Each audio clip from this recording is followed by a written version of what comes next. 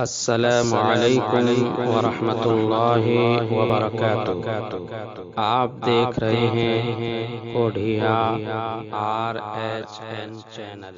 اعوذ باللہ من الشیطان الرجیم، بسم اللہ الرحمن الرحیم۔ الحمد للہ رب العالمین الرحمن الرحیم مالک یوم الدین۔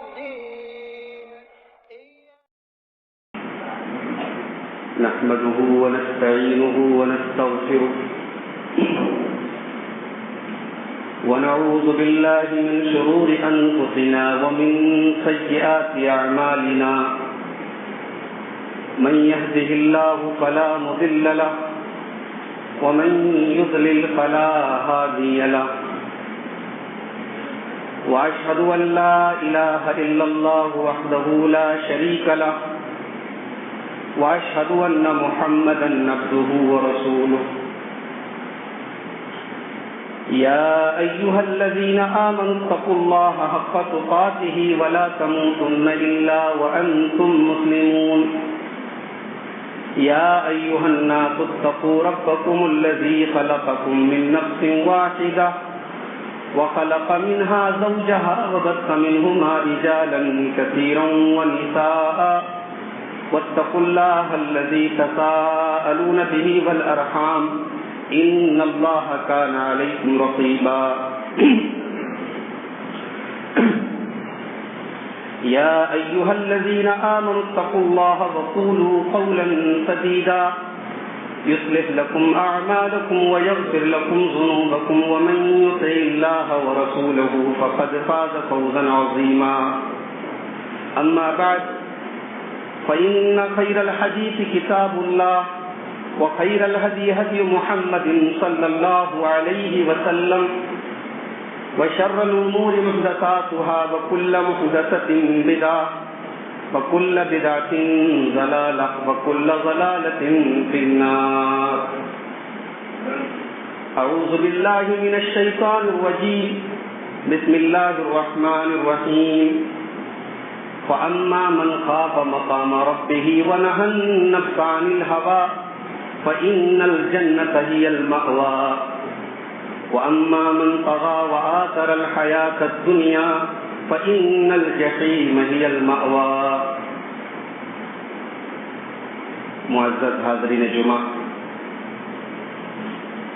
دینی و ملی بھائیوں، محترم بزرگوں، نوجوان ساتھیوں، پردہ نشین ماں اور بہن،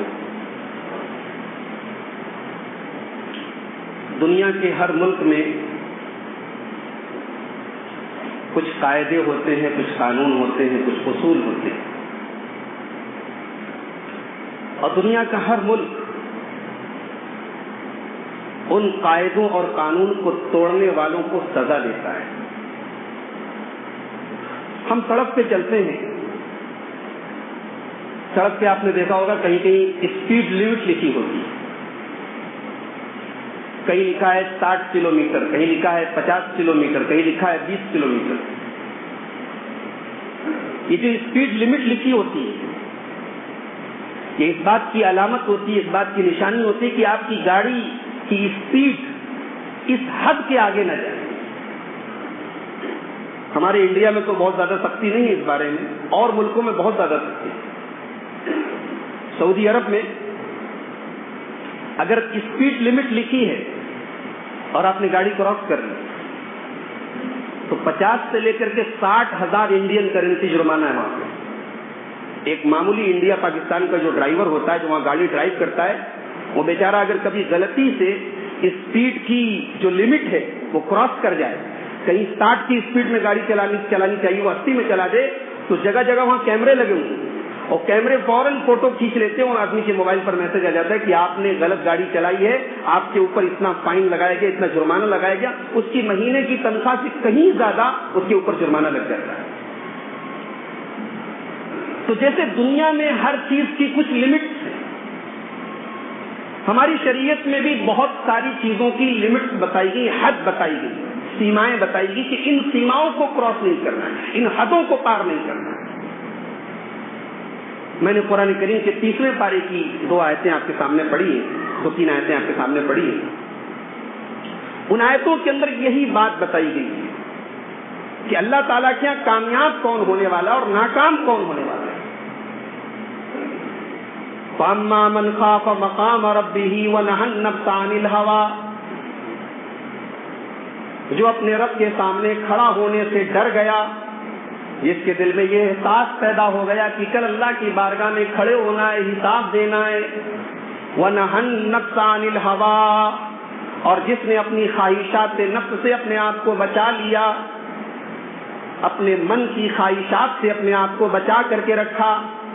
فَإِنَّ الْجَنَّةَ هِيَ الْمَأْوَىٰ، اللہ فرماتا ہے کہ اس کا ٹھکانہ جنت ہے.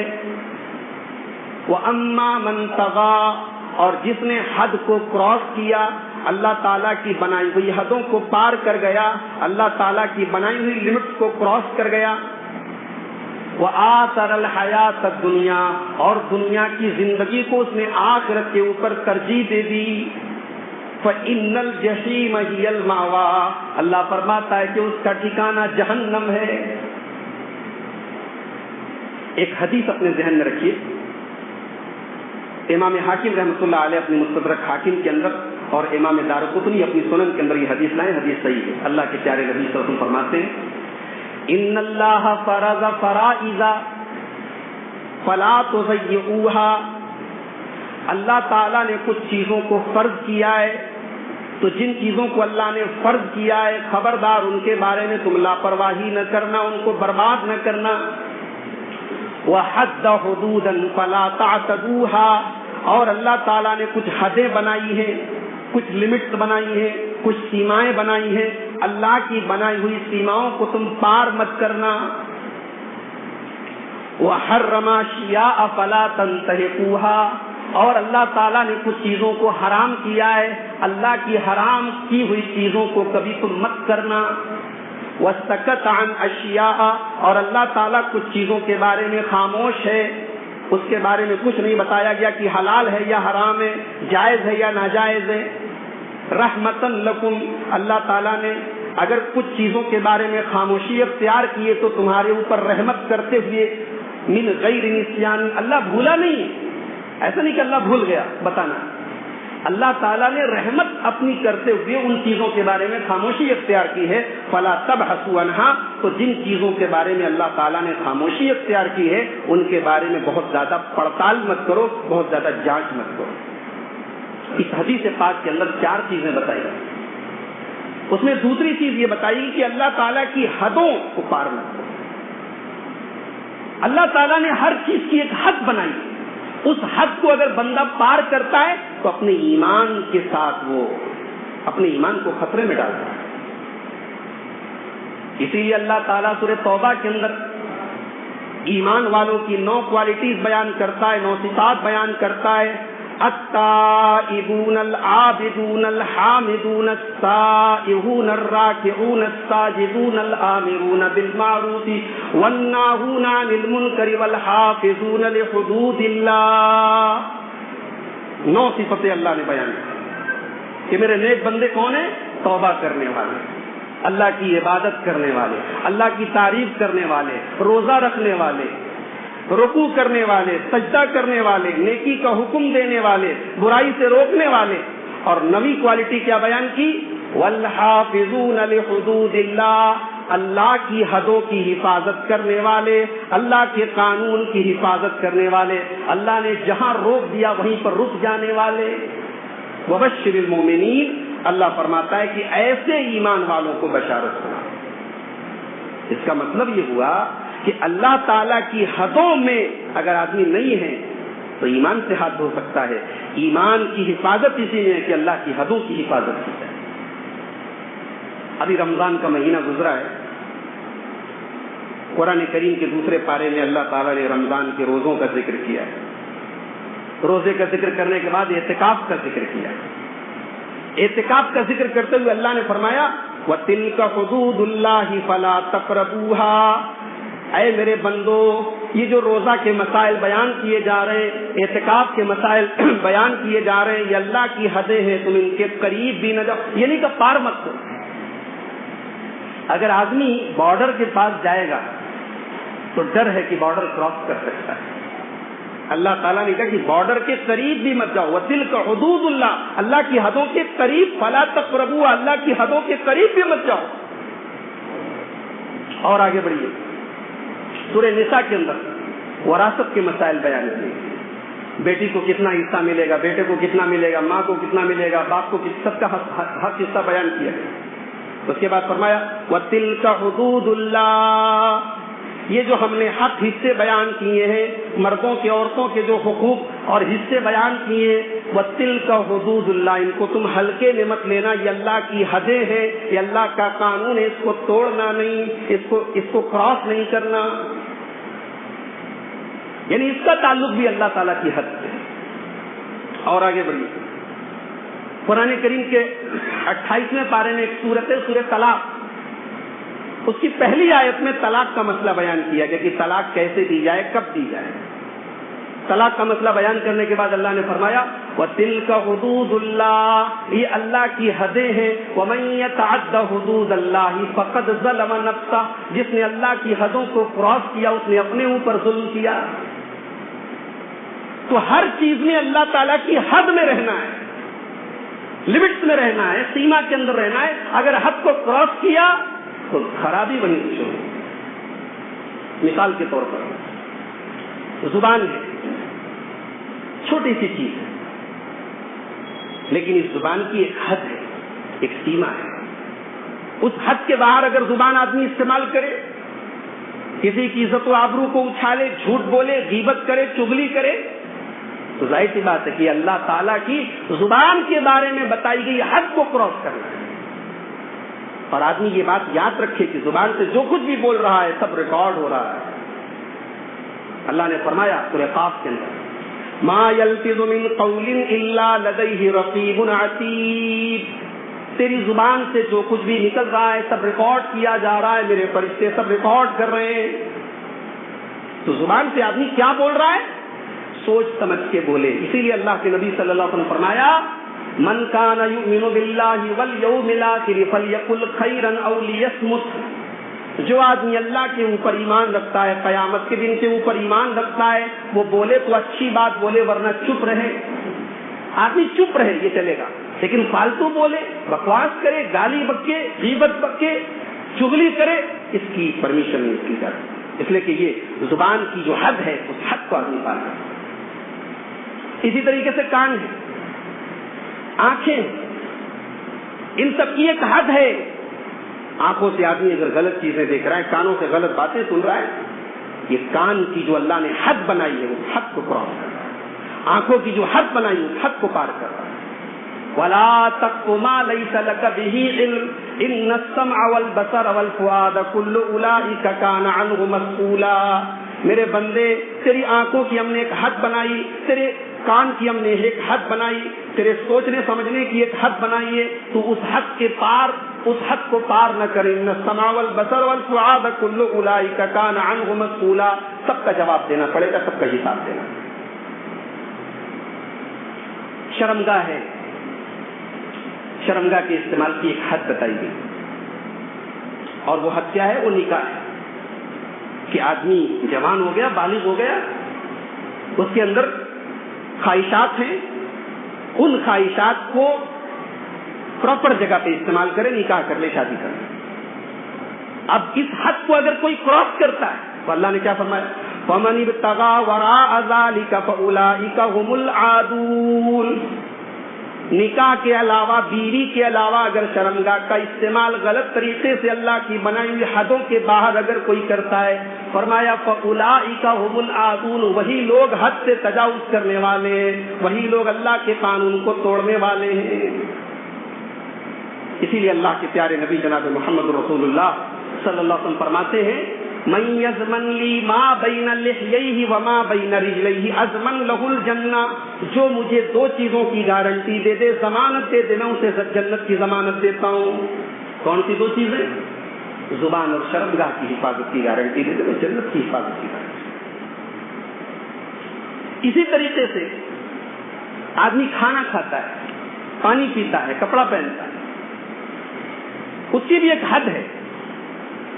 اب مثال کے طور پہ کپڑا آدمی پہنتا ہے, مرد سے کہا گیا کہ تیرا کپڑا ٹکنے کے نیچے نہ ہو، عورت سے کہا گیا کہ تیرا کپڑا تیرے پورے بدن کو ڈھانپنے والا ہو۔ اب یہ کپڑے کی ایک حد ہے۔ یا آدمی کھانا کھا رہا ہے، کھانے میں انہی چیزوں کو کھانا ہے جو جائز ہے، اور جائز چیزیں ان لمیٹڈ، ناجائز چیزیں تو لمیٹڈ ہیں، جو چیزیں حرام ہیں ان کی ایک مختصر سے لسٹ ہے، اور حلال اور جائز چیزیں بہت ساری۔ اللہ نے کہا کہ بس ان حلال چیزوں سے، حرام چیزوں سے بچو، باقی سب کھا سکتے ہو۔ تو جائز چیزیں کھاؤ، جائز چیزیں پہنو، جائز چیزیں پیو، اللہ کی حد سے تجاوز کرو۔ اسی لیے اللہ تعالیٰ سورہ اعراف کے اندر کہتا ہے یا بنی آدم خذوا زینتکم عند کل مسجد وکلوا واشربوا ولا تسرفوا انہ لا یحب المسرفین۔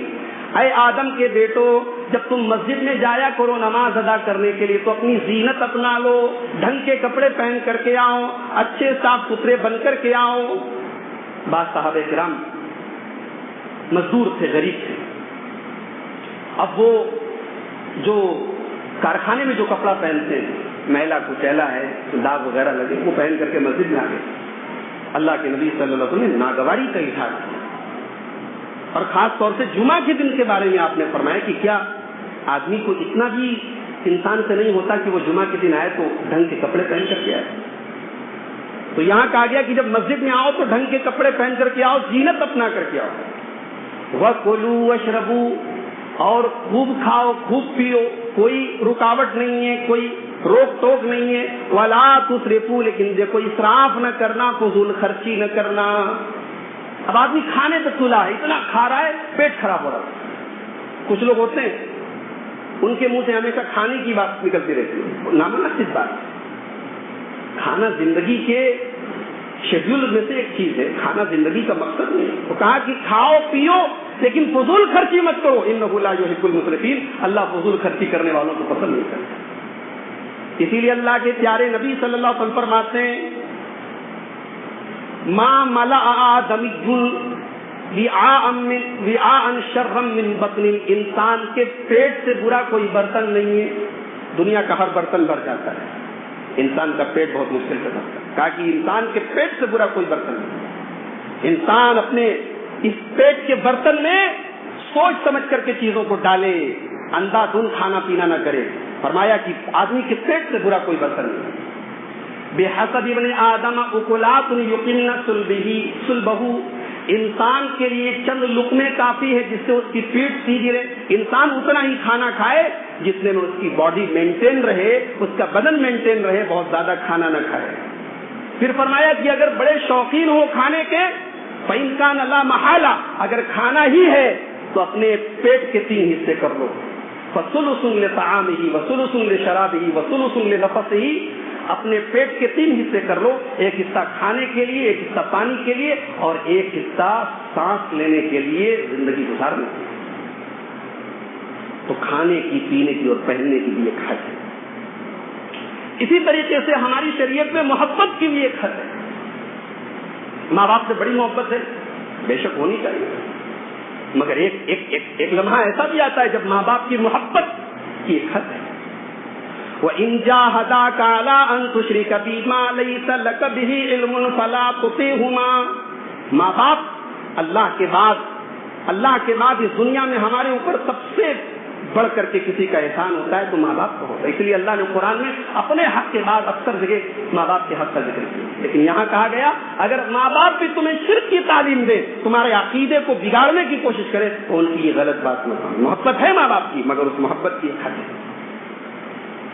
رسول پاک صلی اللہ علیہ وسلم سے محبت ہر ایمان والے، مگر اس محبت کی بھی ایک حد ہے۔ ایک صاحب تقریر کر رہے تھے، بولے عشق کی کوئی حد نہیں ہوتی، عشق جو ہوتا ہے اس کی کوئی حد نہیں ہوتی۔ غلط بات ہے۔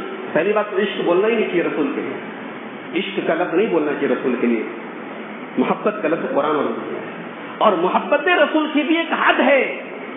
اس محبت میں اگر آدمی اتنا آگے نکل جائے کہ رسول پاک صلی اللہ علیہ وسلم کو آپ کے مقام سے اٹھا کر کے اللہ کے مقام تک پہنچانے کی کوشش کرے تو ظاہر سی بات ہے کہ محبت کی حد سے تجاوز ہے۔ اسی لیے اللہ کے پیارے نبی صلی اللہ علیہ وسلم فرماتے ہیں لا تطرونی کما اطرت النصارى ابن مریم، تم مجھے اتنا نہ بڑھاؤ جتنا عیسائیوں نے عیسیٰ ابن مریم کو بڑھایا۔ انما انا عبد، میں اللہ کا بندہ ہوں، فقولوا عبد اللہ ورسولہ، تم مجھے اللہ کا بندہ اور اللہ کا رسول ہی کہا کرو۔ صحابہ سے محبت، ہمارے ایمان کا ایک حصہ ہے، صحابہ سے محبت کرتے ہیں، مگر بعض صحابہ کی محبت میں کچھ لوگوں نے غلو سے کام کیا۔ حضرت علی رضی اللہ تعالیٰ عنہ کو مشکل کشا کہنے والے مشکل کشا کہتے ہیں، حضرت علی کو رب تک کہا گیا۔ ظاہر سی بات ہے کہ یہ محبت میں حد سے تجاوز۔ ہم اولیاء کرام سے محبت کرتے ہیں، اللہ کے تمام نیک بندوں سے محبت کرتے ہیں، مگر یہ ہم سے نہیں ہو سکتا کہ ہم اولیاء کرام کو اپنا حاجت روا مان لیں، ان کو دستگیر مان لیں، ان کو غریب نواز مان لیں، ان کو غوث اعظم مان لیں، یہ نہیں ہو سکتا۔ محبت ہے، مگر محبت کی جو شریعت نے حد بنائی ہے، جو لمٹ بنائی ہے، اس لمٹ کو کراس نہیں۔ ہم اماموں سے محبت کرتے ہیں جنہوں نے دین کے لیے اپنی زندگیوں کو صرف کر دیا، امام ابو حنیفہ، امام مالک، امام شافعی، امام احمد بن حنبل اور دیگر بہت سارے ائمہ، مگر ان سے محبت کا یہ مطلب نہیں کہ ان کی بتائی گئی ہر بات کو ہم حرف آخر سمجھیں، لاسٹ اینڈ فائنل سمجھیں، ان کی ہر بات کو ہم بغیر دلیل کے مان لیں، یہ نہیں ہو سکتا۔ یہ محبت میں حد سے تجاوز۔ اسی طریقے سے انسان دین پر عمل کرتا ہے، دین پر عمل کرنے میں بھی ایک حد ہے، اس حد سے اگر تجاوز کرتا ہے تو غلو بن جاتا ہے۔ اس لیے کہا گیا یا اہل الکتاب لا تغلوا فی دینکم، اے اہل کتاب، اے یہودیوں، اے عیسائیوں، تم اپنے دین کے اندر غلو نہ کرو۔ وہ حدیث بڑی مشہور ہے، آپ نے کئی بار سنی ہوگی کہ اللہ کے رسول صلی اللہ علیہ وسلم کی بیویوں کے پاس 3 صحابہ آئے اور پوچھا کہ اللہ کے رسول کی عبادت کیسی ہوتی تھی۔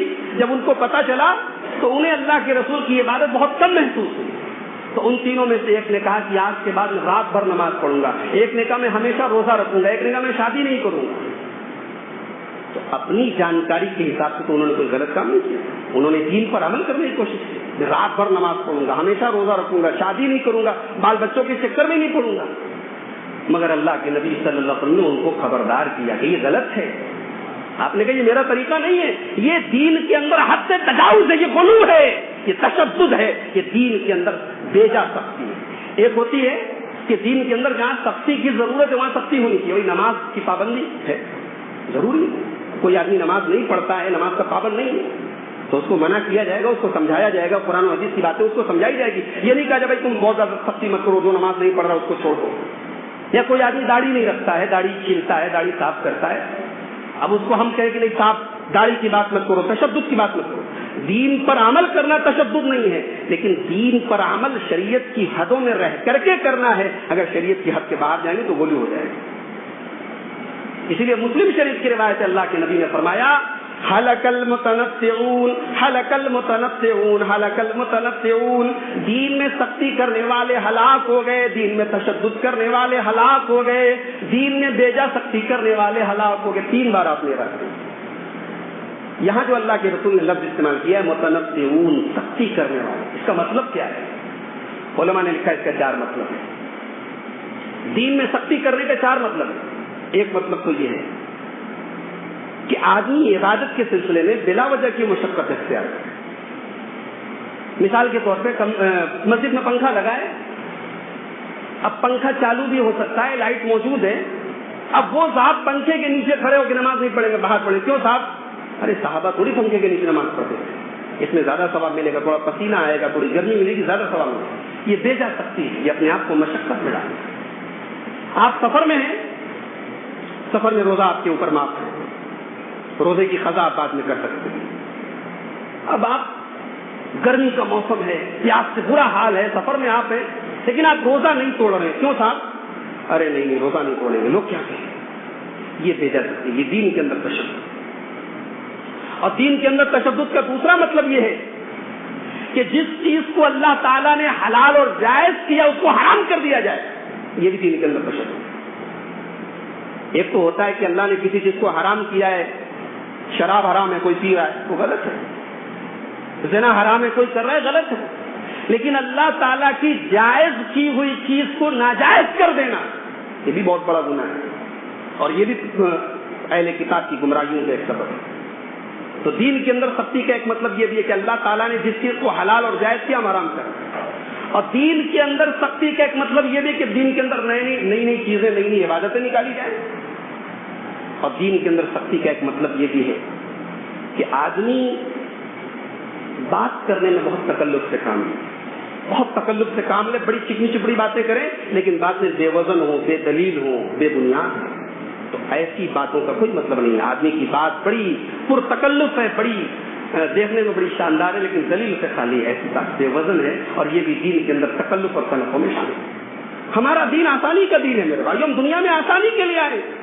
دین کی شکل ایسی مت بناؤ کہ لوگ دین سے نفرت کرنے لگیں، یہ خوارج کا طریقہ ہے، یہ دین کے اندر تشدد خوارج کا طریقہ ہے، جنہوں نے دین کی ایسی شکل دنیا کے سامنے پیش کر دی۔ آج آپ دیکھیں یہ داعش کیا ہے، یہ دنیا میں نام نہاد سو کالڈ جو اپنے آپ کو جہاد کا نعرہ بلند کر رہے ہیں اور جہاد کے نام پہ معصوموں کی جان برباد کر رہے ہیں، کیا ہے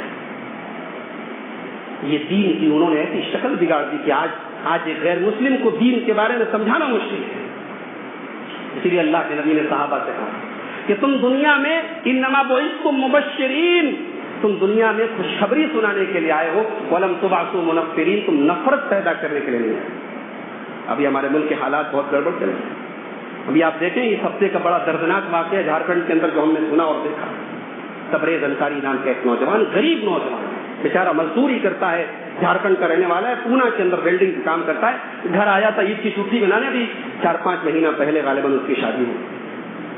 ایک نوجوان آدمی تھا، اس کو پکڑ کر کے بائک کی چوری کا الزام لگایا گیا، اور اگر 2 منٹ کے لیے مان لیا جائے الزام صحیح بھی تھا، اب تو وہ مر گیا، کون پوچھنے گیا، الزام صحیح بھی تھا، تب بھی اس ملک میں عوام کی ایک بھیڑ کو یہ حق کس نے دیا کہ کسی چوری کے الزام میں پکڑے گئے آدمی کو مار ڈالے، اس کو پیٹ کے ختم کر ڈالے۔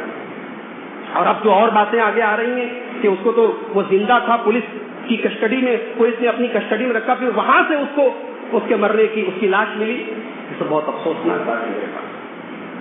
یہ اس ملک کی پوری تاریخ میں کبھی ایسا نہیں ہوا، یہ اس ملک کی تاریخ میں یہ سب چیزیں نہیں ہو رہی ہیں کہ عوام کے دلوں میں اتنی نفرت پیدا کر دی جائے کہ دوسرے مذہب کے لوگوں کو عوام مل کر کے پیٹ کر کے مار ڈالے، ختم کر دے، اس کی زبان سے دوسرے مذہب کے نعرے نکلوائے جائیں۔ اس ملک کے قانون کے لیے، اس ملک کے سنویدھان کے لیے اور اس ملک کی تاریخ کے لیے شرمناک چیزیں ہیں، اور ایسے موقع پر ہم سب کو چاہیے کہ ہم بڑی احتیاط سے کام لیں اور اتحاد سے کام لیں۔ اس وقت ہمیں یہ احساس اپنے دل سے نکالنا ہوگا کہ ہم اقلیت میں ہیں، ہم مائنورٹی ہیں۔ یاد رکھیں ہم مائنورٹی میں نہیں ہیں، ہم اس ملک کی دوسری سب سے بڑی اکثریت ہے۔ اس ملک کی تقدیر کا کوئی فیصلہ ہمارے بغیر نہیں ہو سکتا، یہ بات یاد رکھیں۔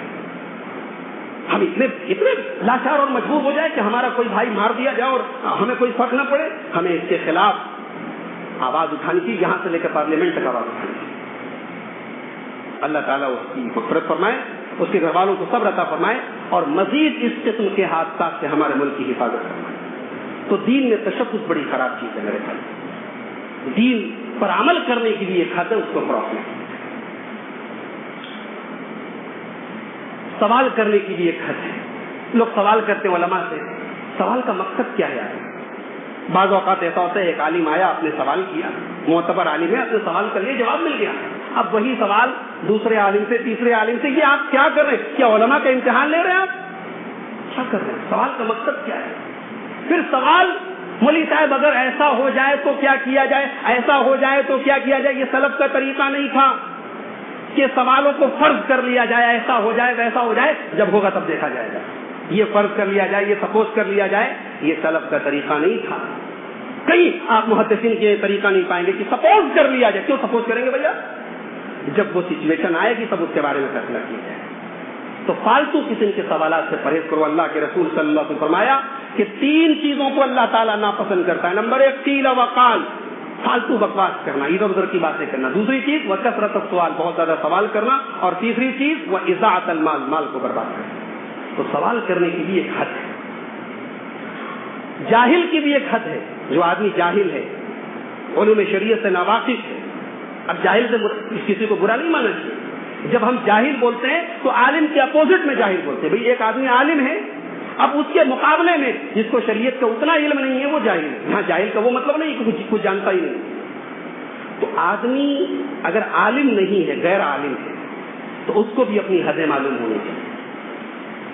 اللہ کے رسول صلی اللہ علیہ وسلم نے اسے قیامت کی نشانی بتایا تھا کہ اتخذ الناس رؤوسا جہالا، لوگوں کی قیادت جاہلوں کے ہاتھ میں ہوگی، فسئلوا فافتوا بغیر علم، اور جاہل فتوا دیں گے اور لوگوں کو گمراہ کریں گے اور خود بھی گمراہ۔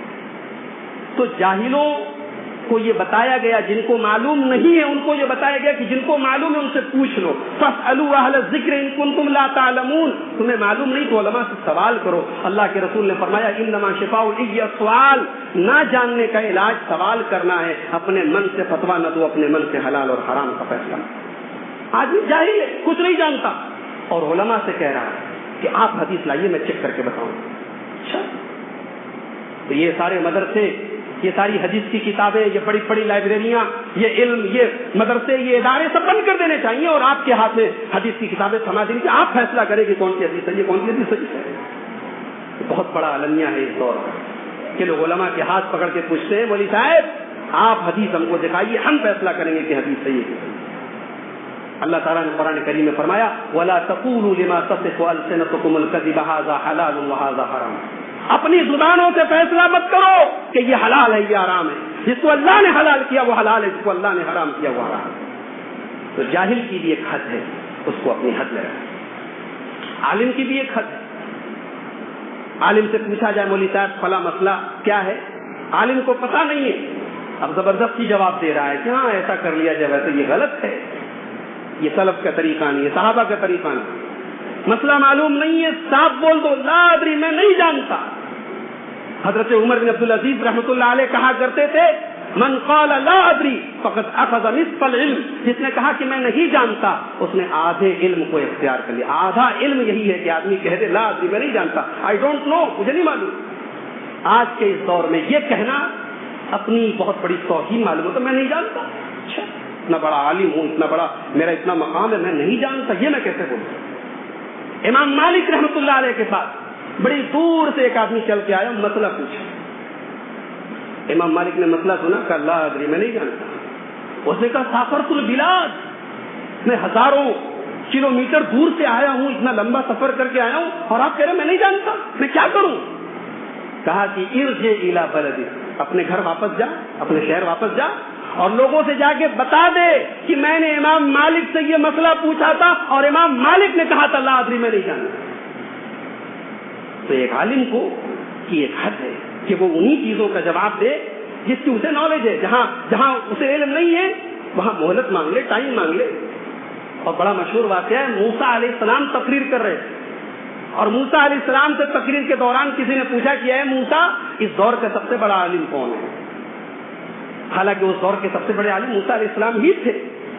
موسیٰ علیہ السلام نے کہہ دیا کہ میں سب سے بڑا عالم ہوں۔ اللہ تعالیٰ کو موسیٰ علیہ السلام کی یہ بات پسند نہیں آئی، اور اللہ تعالیٰ نے موسیٰ علیہ السلام سے کہا اے موسیٰ تم سے بڑا بھی ایک عالم ہے تم زمین پر، جاؤ فلاں جگہ چلے جاؤ، میرا ایک بندہ ملے گا۔ بڑا لمبا واقعہ ہے، حضرت موسیٰ اور حضرت خضر کی ملاقات ہوتی ہے۔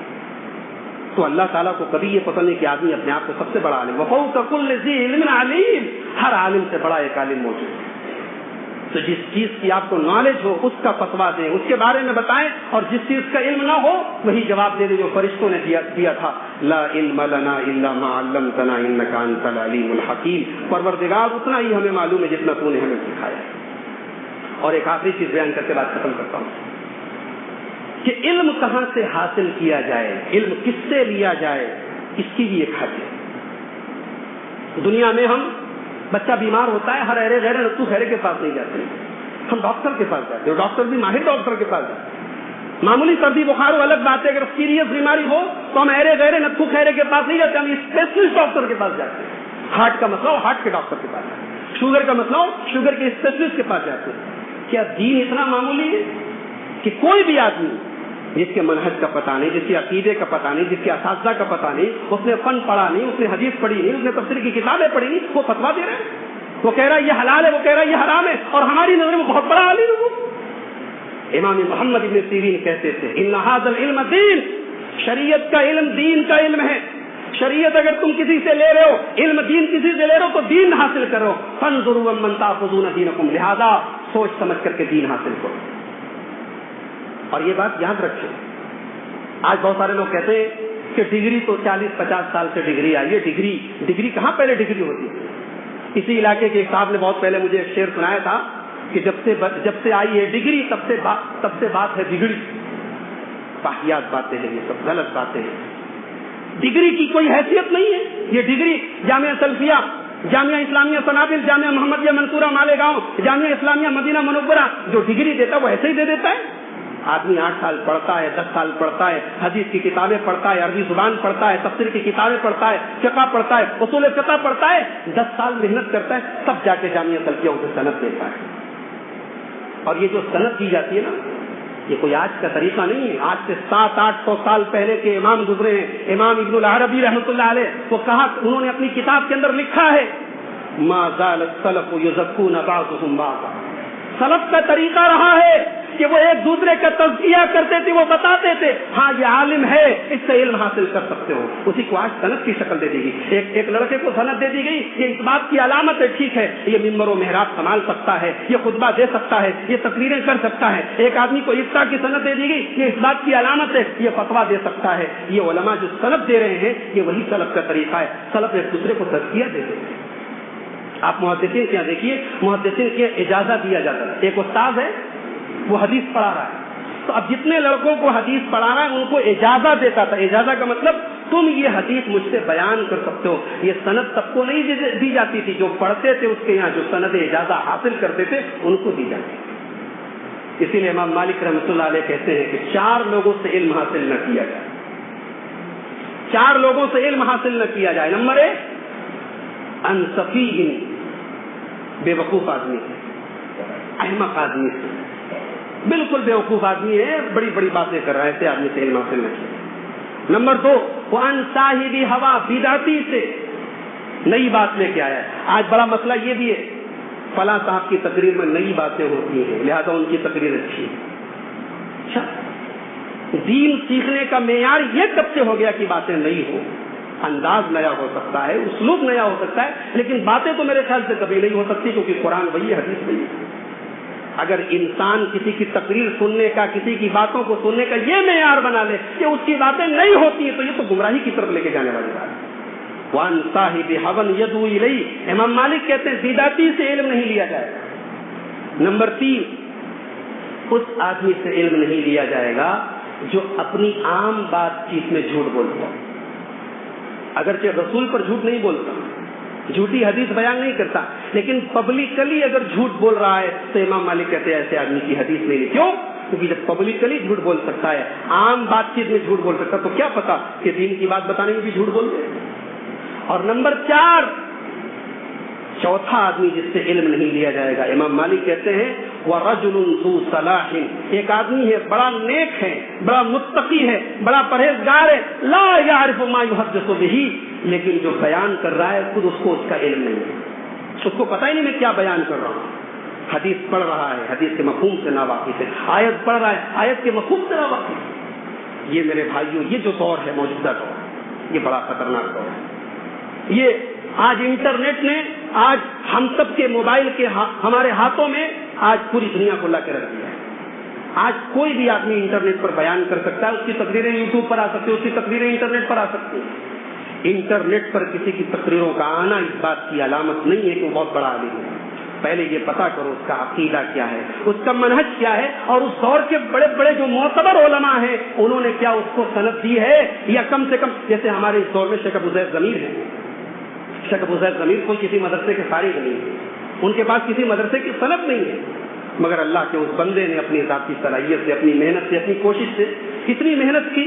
آج ان کی عربی زبان اتنی اچھی، بڑے بڑے علماء کی زبان اتنی اچھی ہے. ان کا مطالعہ اس حد تک کہ بڑے بڑے علماء کا مطالعہ اس حد تک نہیں، اور اس دور کے بڑے بڑے علماء شیخ ولی اللہ عباس ہیں، اور اسی طریقے سے شیخ مقیم فیضی ہیں، شیخ رضا اللہ عبد الکریم ہیں، اور دیگر بڑے بڑے علماء نے باقاعدہ اپنی تقریروں میں کہا ہے کہ بھئی یہ آدمی معتبر ہے، مستند ہے، آتھینٹک ہے، اس سے علم حاصل کیا جائے. تو یا تو آدمی کے پاس سند ہو، یا علماء نے اس کی تصدیق کی ہو، اس کو تزکیہ کی. یہی سلف کا طریقہ رہا ہے. لہٰذا ہر آدمی سے علم حاصل کیا جائے گا تو پھر وہی مسائل پیدا ہوں گے جو ہو رہے ہیں. کہیں حدیث کا انکار ہو رہا ہے، کہیں دین کے نام پر عقل پرستی کو ڈالا جا رہا ہے، کہیں دین کے اندر بیجا تشدد کو پیدا کیا جا رہا ہے. اللہ تعالی ہم سب کو اپنی حد میں رہنے کی توفیق نصیب فرمائے. رب العالمین سے دعا ہے، الہ العالمین ہمیں نبی کریم صلی اللہ علیہ وسلم کے طریقے پر اور صحابہ کرام کے منہج پر چلنے کی توفیق نصیب فرمائے۔ رب العالمین ہمیں شرک سے، بدعات سے، خرافات سے ہماری حفاظت فرمائے۔ رب العالمین ہمارے ملک کی اور ملک کے ماحول کی اور ملک کے امن اور سکون کی حفاظت فرمائے۔ رب العالمین ہمارے جان و مال کی، ہمارے عزت و آبرو کی، ہماری مسجدوں کی، ہمارے دینی اداروں کی، ہمارے علماء کی حفاظت فرمائے۔ رب العالمین ملک کے حکمرانوں کو امن اور شانتی اور عدل و انصاف کے ساتھ حکومت کرنے کی توفیق نصیب فرمائے۔ اللہ ظالموں کے ظلم سے اور شریروں کے شر سے ہم سب کی حفاظت فرمائے۔ جو ہم میں بیمار ہیں اللہ سب کو شفاء کامل عاجل عطا فرمائے۔ جو کاروبار سے پریشان ہیں، روزی روٹی سے پریشان ہیں، رب العالمین ان کی روزی روٹی میں برکت نصیب فرمائے۔ جو قرض دار ہیں اللہ ان کے قرضوں کی ادائیگی فرما دے۔ جو لوگ دنیا سے جا چکے ہیں اللہ ان کی مغفرت فرمائے اور ہم سب کا خاتمہ ایمان پر فرمائے۔ آمین۔ وآخر دعوانا الحمد للہ رب العالمین۔